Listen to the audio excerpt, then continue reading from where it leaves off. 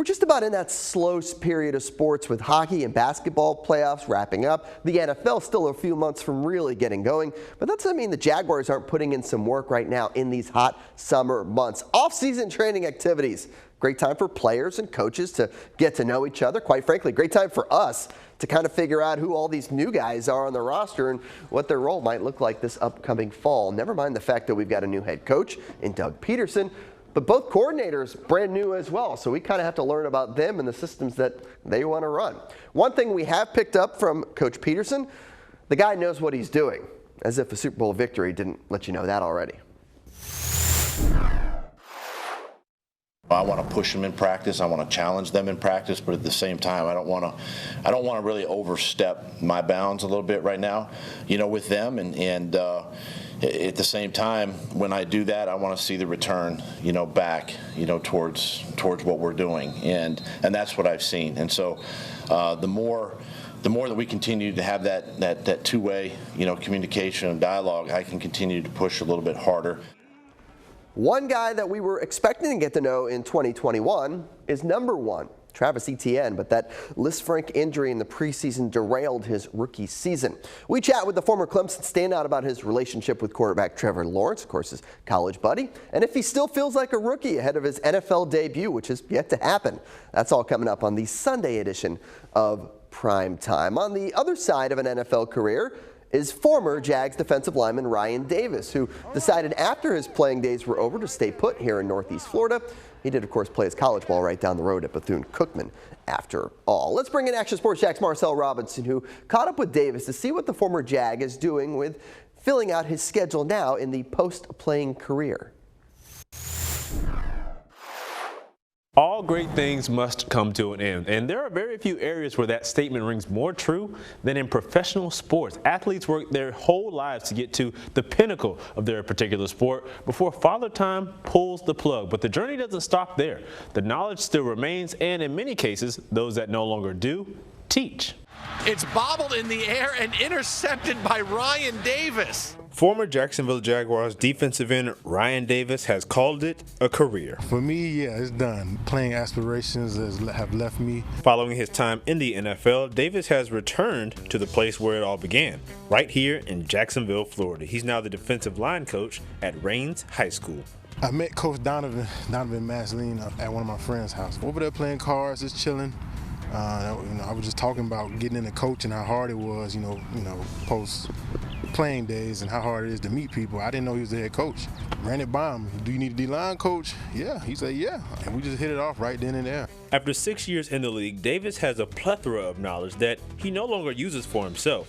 Now he's giving the game to the up-and-comers. A lot of knowledge I've gained over the years from Little League, high school, college, pro level. So that's something that all these guys out here want to achieve one day. I'll be out here doing drills that I've done in the NFL in practice, and then I end up showing them videos. Like, oh, coach, you were just doing that. Yeah. I'm not out here just doing it because I see it looks cool. I'm doing it because it works and because, it translates on all levels. The post-career path is always a tough one to navigate because so many players are unsure of what they want to do when it's time to change course. That isn't the case for Ryan Davis. He's got plans to be the man with the plan. My end goal for all of this is to be a GM one day. I want to run a team. So it's not only just to be a coach. I know coaching can take me a lot of places, and to be able to be here to put, some time and some years in here to hopefully, I can be that GM one day.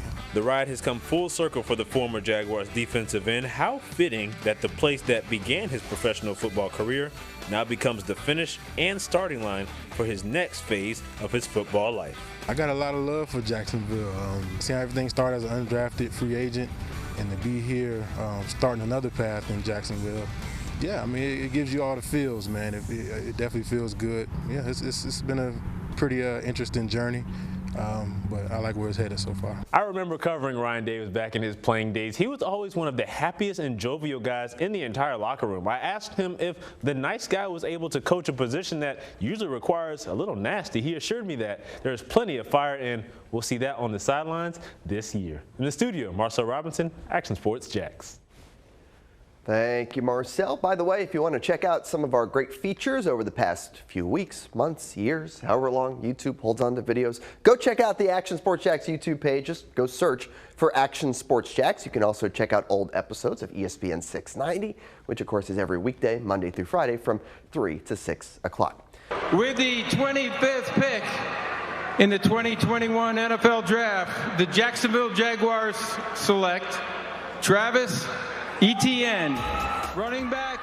Travis Etienne, drafted with the Jags, second pick of the first round, the 2021 draft, overshadowed, of course, by Trevor Lawrence, his former Clemson teammate. The Jags, who had 2 first-round picks this past April, essentially get 3 because Etienne hasn't played a down yet. Etienne has been a big discussion point this offseason. He comes with a lot of hype and should get fans excited. How will Doug Peterson use him? Can he make this Jags offense dynamic? Will he be a runner? Or will he be more of a receiver? We try to find some of those things out in those answers in this conversation with Travis Etienne.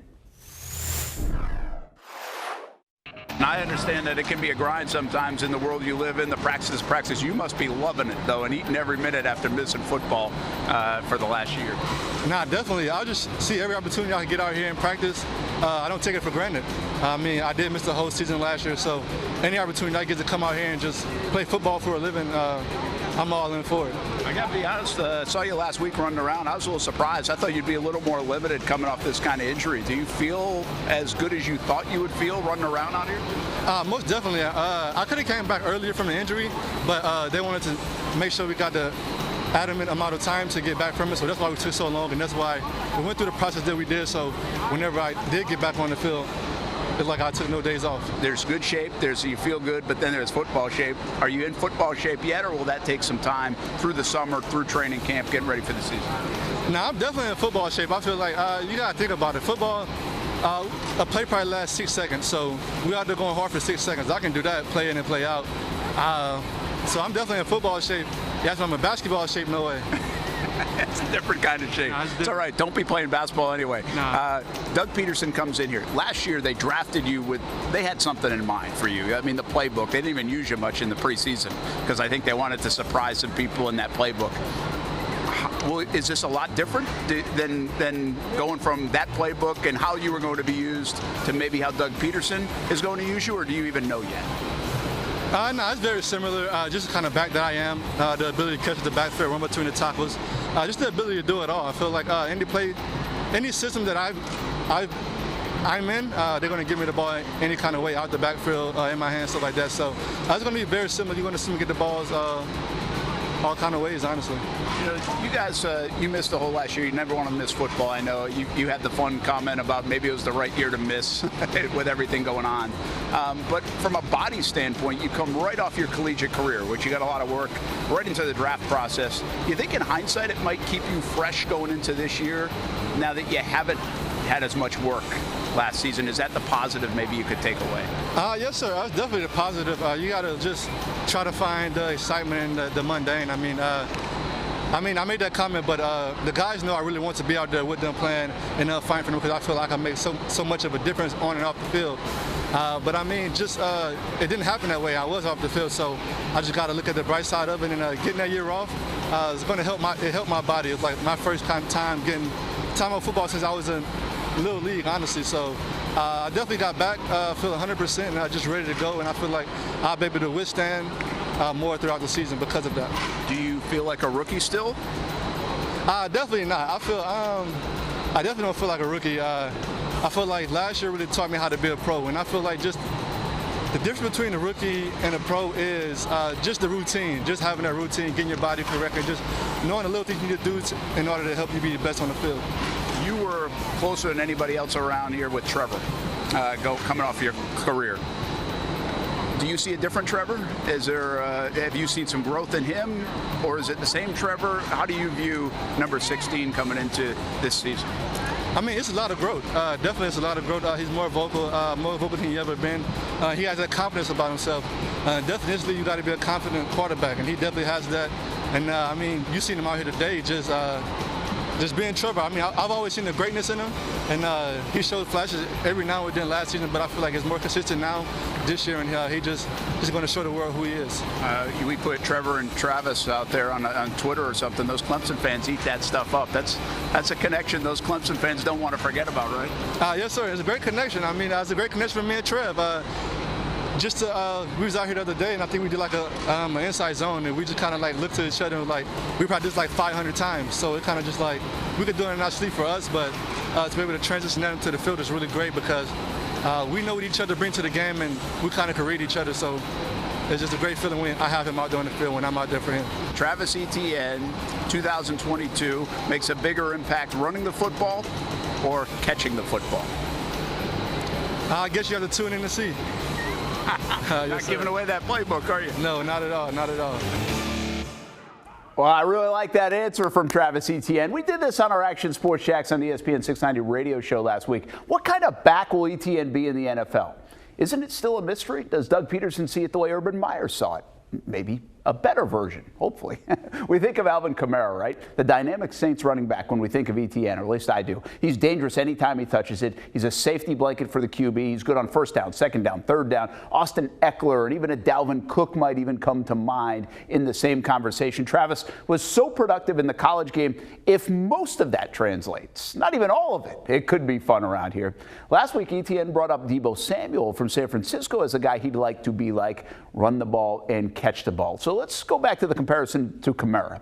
This is the one most can relate to, and I think it could fit. And you look at a guy who, if you think of Kamara, and I know he's good on your fantasy teams, and who knows, he's got some trouble right now he's dealing with off the football field, but what he's been able to do, he's dynamic, he's dangerous, and rushing the ball, look at 4.6 yards, but he doesn't do it a ton. He's never had over 1,000 yards in a season rushing, believe it or not. But look at all the receiving. Look at how many times he'll catch the ball, 70, 80 catches. Now, a lot of that with Drew Brees. We wonder what Etienne could be like if he puts up those kind of numbers.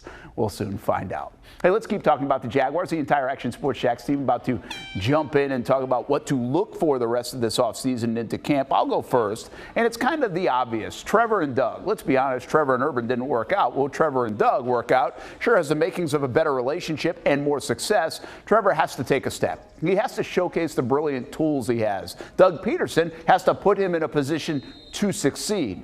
They have added weapons. It's on Trevor, but it's on Doug as well. It's the most vital thing in this organization if it's going to turn around. Trevor and Doug. Will we see the connection? Will we see the growth in this time of year in the offseason? I'm not sure if that's something we can see from the outside mostly, but soon enough we'll know the answer. That's coming up in the fall, and I think we will have an idea of that coming up this 2022 season. We brought the whole team for the What to Watch conversation. Olivia, Stewart, Marcel will jump in, but let's begin with Action Sports Jax, Dan Hicken.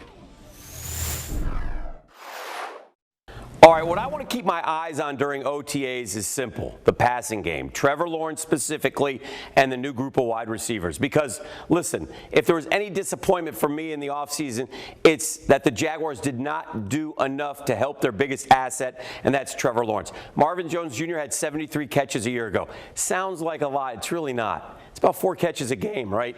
Christian Kirk has to take over and be the one, right? Marvin Jones Jr. is a real effective 2, okay? Zay Jones has got to make some plays. Who else is going to back those guys up? But we need those 3 guys to step up and not be one of the worst receiving core in the league. Now, we can get into the tight ends all we want, and we're excited about what Evan Ingram and Dan Arnold can do, and clearly Doug Peterson is going to use the tight ends and use them a great deal.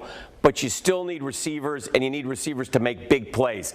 Trevor's got to drive the ball down the field and improve upon the statistics from one season ago, 12 touchdowns, 17 picks, not near good enough. And remember, if you take a look at second-year quarterbacks who are great ones, in their second year, Joe Burrow took off. Patrick Mahomes, well, he took off almost from the get-go, right? Justin Herbert continues to take off. That's what we need from Trevor Lawrence this season. Those receivers, who I'll be watching, can help him get there. Okay, so I know they're not going to be hitting each other. There's no pads, there's no contact, but something I'm keeping an eye on is the defensive line for this Jacksonville Jaguars. It's such an important need that this team went out and spent the #1 overall pick on Trayvon Walker this past year in the NFL draft. How does he fit into this pass rushing group that includes Josh Allen, DeJuan Smoot, Kayvon Chason? Hopefully we see some more from him here this upcoming season. But then also the guys up front. I really want to see what they're able to do. Fatu Kasi is a new intriguing piece that you add in to the guys like Roy Robertson-Harris, Devon Hamilton, who has so much potential, as well as Arden Key, another guy that you're throwing in there who's a newcomer. So seeing this blend of old and new, that's really been the big trend of OTAs as you fold in not only the rookies who've just been drafted in the NFL, but also these free agents, and some big money free agents at that, who the Jacksonville Jaguars went out and spent the most money ever on this past offseason. I like to see how they kind of start to work together, who's taking the first team reps, who's taking the better reps. Not so much right now as it will be in training camp when they put those pads on and start to hit each other, but it's certainly something I'm keeping an eye on right now in OTAs.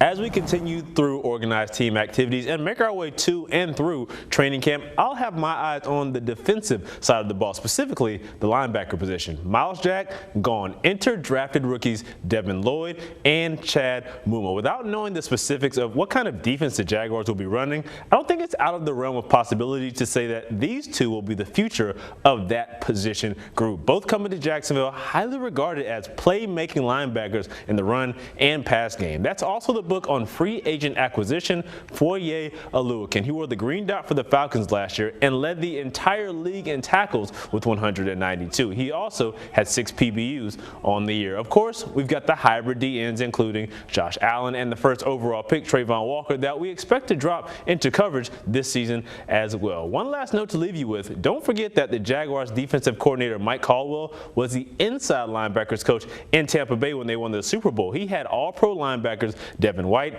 and Levante David. We'll see if he can replicate that duo right here in Jacksonville. In the studio, Marcel Robinson, Action Sports Jax. My What to Watch is going to be themed around a game everyone has played, musical chairs. That's what OTAs seem like, right? Players and coaches are trying to see who fits best where. So let's have the wide receivers play. And the most curious in the lineup is Laviska Shenault. A starting role for him is unlikely. Jags spent way too much money on some new weapons in Christian Kirk and Zay Jones to put Shenault in that lineup. That's not even making note of Marvin Jones Jr. and Jamal Agnew. And yes, Laquan Treadwell is in that room as well, but he might be on the roster bubble come August. So back to Shenault. Yes, he's been getting reps with Trevor. Good ones too. He's also been working with backup QB CJ Beathard, and most recently, get this, as a punt returner. Jags put him in the role last week, and Shenault was the one to encourage it. You may remember Jamal Agnew had a good chunk of that role last season, but the wide receiver is still out with a hip injury.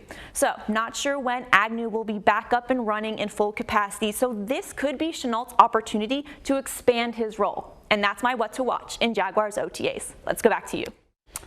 I will keep an eye on all of it. Final week of OTAs coming up, then minicamp, and then, of course, we'll be keeping an eye on similar things when training camp rolls around. And we talk a lot about it on ESPN 690. Join the show daily, 3 p.m. until 6 p.m. Action Sports Jax on ESPN 690 on the radio, on the podcast, on YouTube, Twitter, Facebook, Twitch, and many more. Join us tomorrow at 3 p.m. on ESPN 690. Action Sports Jax Primetime, Saturday at 10:30 on Fox 30.